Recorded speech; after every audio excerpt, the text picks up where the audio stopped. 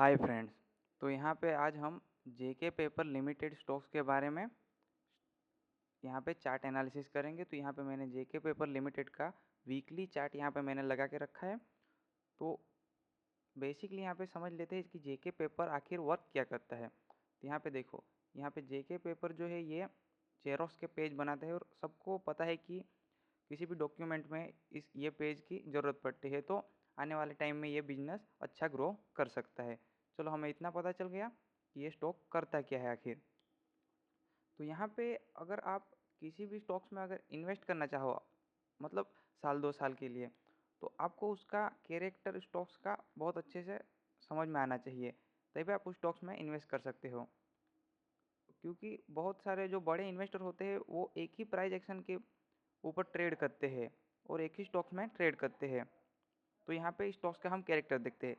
यहाँ पे जब ये देखो 2006 में यहाँ पे जब स्टॉक्स शुरू हुआ था, तब से हम एनालिसिस करते हैं। ये मंथली चार्ट है। तो यहाँ पे देखो, ये जो इसका रजिस्टेंस था, ये आप सबको दिख रहा है, ये रजिस्टेंस रजिस्टेंस, ये 2 बार यहाँ पे भी, और यहाँ से इसने इस रजिस्टेंस को कंटिन्यूस में ब्रेक किया। फिर इसने क्या किया, एक नया हाई लगाया, फिर नीचे आया इसी रजिस्टेंस के पास। तो ये क्या होगा, सपोर्ट की तरह एक्ट करेगा। ये रजिस्टेंस को रिटेस्ट किया, मतलब यहाँ पे सपोर्ट लिया, ऊपर से आया तो ये सपोर्ट बन गया हमारे लिए, स्ट्रॉन्ग सपोर्ट। तो यहाँ पे इसने होल्ड किया, फिर एम पैटर्न बनाया, फिर ऊपर चला गया। ये यहाँ पे इस तरीके से इसने किया। अब अगर यहाँ से हम देखें, अब यहाँ से देखो, थोड़ा यहाँ पे झूम करता हूँ। यहाँ पे देखो, ये हाई लगाया था इसने, फिर अब ये रजिस्टेंस बन गया, हाई लगाया तो फिर स्टॉक्स ने क्या किया ये समझो। यहाँ पे देखो थोड़ा, हाँ, अब ये देखो, यहाँ पे इसने एक ये हाई लगाया, कंटिन्यूस जाके इस हाई को ब्रेकआउट किया, फिर ऊपर गया, फिर से इसी रजिस्टेंस के पास, मतलब जो रजिस्टेंस था उसी के पास आया तो सपोर्ट लिया इसने, फिर से सपोर्ट लेने के बाद इसने एक मूव किया। तो हमें क्या पता चलता है, ये स्टॉक अपना जो हाई होता है, ये हाई इसे ब्रेक करने के बाद जब भी रिटेस्ट पे आता है, एक हमें अच्छी अपॉर्चुनिटी मिलती है बाइंग के लिए। तो यहाँ पे देखो, आगे आगे चलते हैं। ये देखो, यहाँ पे इतने तक हमने देख लिया, फिर से यहाँ पे सेम सेम कंडीशन अगर आप समझो तो यहाँ पे देखो, ये इसका हाई हाई बन गया। ये देखो, इसी हाई के पास से हम, ये हमारा रजिस्टेंस था, मार्केट ने क्या किया, कंटिन्यूस आके इसे ब्रेक किया, फिर से इसी रजिस्टेंस के आसपास आया, यहाँ पे सपोर्ट लिया, फिर से एक मूव मिली। तो हमें क्या मिलता है, ये जब भी इसका हाई ब्रेक करता है और उसी को टेस्ट करता है, यहाँ पे बायर एक्टिव होके इसको ऊपर ले जाते हैं। यहाँ पे एक स्ट्रॉन्ग मूव हमें मिलता है। इतना आपने देख लिया। तो यहाँ पे भी अब कंडीशन, यहाँ पे भी कंडीशन आप देखो, यहाँ पे देखो, ये इतने टाइम से यहाँ तक, मतलब ये पूरी लगभग कितने, अब यहाँ से मेजर कर लेते हैं हम, कितने डे है, 772, मतलब यहाँ पे 2 साल गिन लो, 2 साल 2 साल के थोड़ा पास ही है। तो यहाँ पे क्या किया, ये जो इसका हाई लगाया था और ये था, इसने एक जो रेंज बनी थी, ये वाली रेंज, इसका यहाँ पे ये 1 बार 2 बार 3 बार जैसे इसने ब्रेक किया, उसी तरीके से इसने फिर से यहाँ पे ब्रेक किया, कंटिन्यूस जाके ब्रेक किया। अब यहाँ पे इस ये ब्रेक हुआ था तब मैं देख रहा था। अब यहाँ पे थोड़ी हम एंट्री कर सकते हैं, क्योंकि यहाँ पे एंट्री करेंगे ऐसे लिए बनेगा या ये, तो हमें रिस्क रिवॉर्ड अगर 1:1 ही मिल रहा है तो इतना रिस्क लेके क्या फ़ायदा।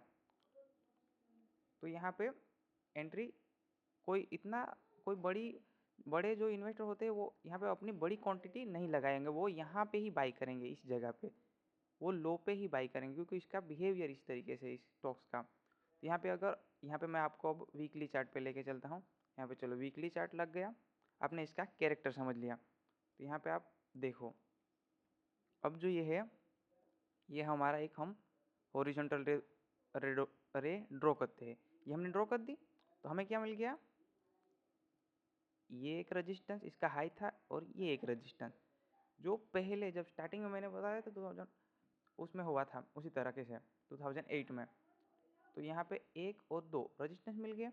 स्टॉक्स ने क्या किया, यहाँ पे देखो एम पैटर्न बनाया, तो जो इन्वेस्टर हो गए वो यहाँ पे ही बाई करेंगे, यहाँ पे वो अपनी क्वांटिटी ऐड करेंगे, लेकिन यहाँ पे अब उन लोगों के थोड़े यहाँ पे ही बाई कर लेंगे, क्योंकि यहाँ पे उनका एसएल देखो, अब यहाँ पे कोई अगर बाई करे उनका एसएल क्या बनेगा, ये लो, तो उनको क्या टारगेट मिला, ये यहाँ पे 1:4।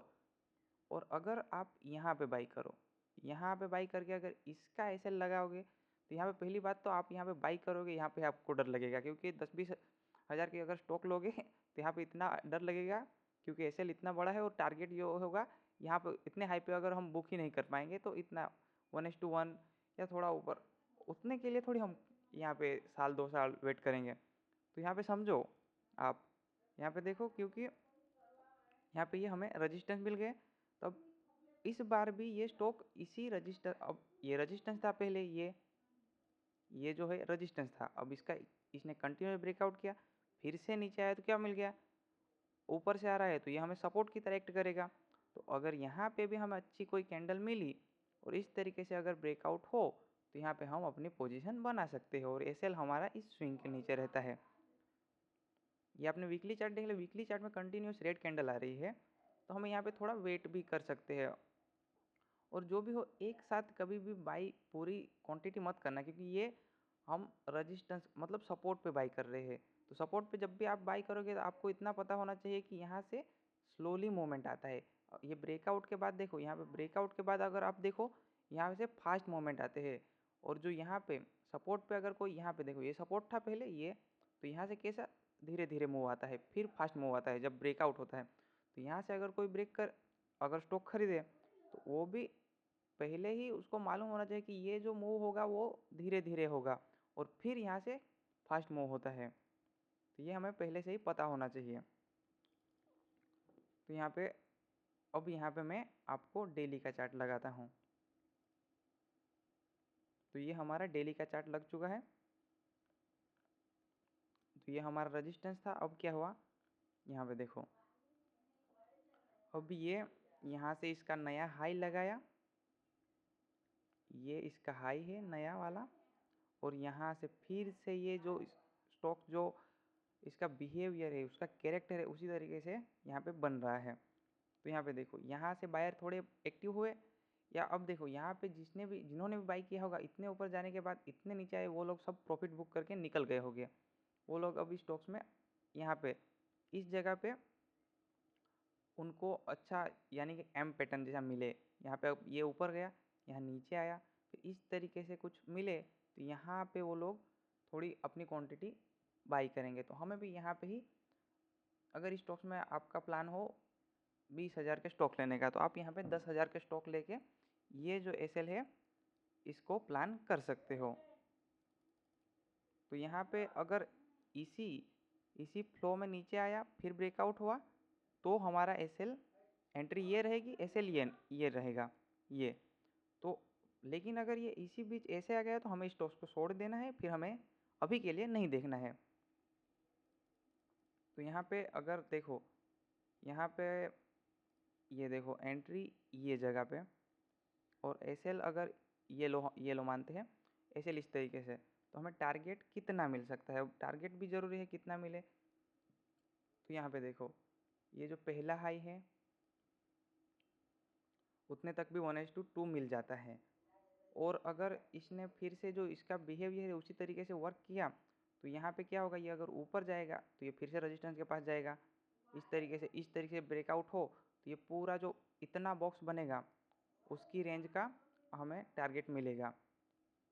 तो क्या होगा, यहाँ पे देखो, इतने से यहाँ से हम इतने बॉक्स का एक मेजर कर लेते हैं, तो 183 है, तो 183 हम ऊपर खींच लेंगे यहाँ से, तो हमें 800, यहाँ पे 822 के आसपास हमें एक टारगेट मिल सकता है। देखो अगर यहाँ से, तो कितना होगा, 1:6 मान लो, यहाँ पे पकड़ लो।